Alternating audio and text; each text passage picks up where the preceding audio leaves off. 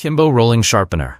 You know, that little rolling knife sharpener blowing up online right now. They say it's super easy to use with diamond-coated rollers and preset angles so anyone can get a razor-sharp edge at home. Sounds nice, right? But let's slow down and look at what's really going on here. Okay, first red flag. They claim they're Australia's #1 rolling sharpener. But guess what? No awards, no certifications, no real proof anywhere. If they were truly the best, don't you think they'd show it off? Feels more like a flashy line than a real achievement.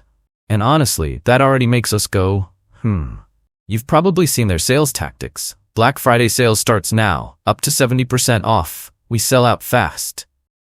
Yep, classic pressure tactics. When a product tries too hard to make you panic buy, it's usually not because it's amazing. It's because they don't want you thinking too long about it. Notice a pattern? Their marketing is loaded with lines like, "Bring back the joy," "Razor sharp in 30 seconds, built to endure."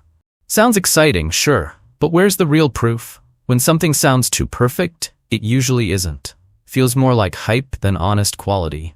User reviews, what real people say on their website. Oh, the reviews look amazing, almost too amazing, polished, perfect, shiny. So we checked elsewhere, no Trustpilot reviews. Then we found a Facebook post with real comments, and wow, it was rough.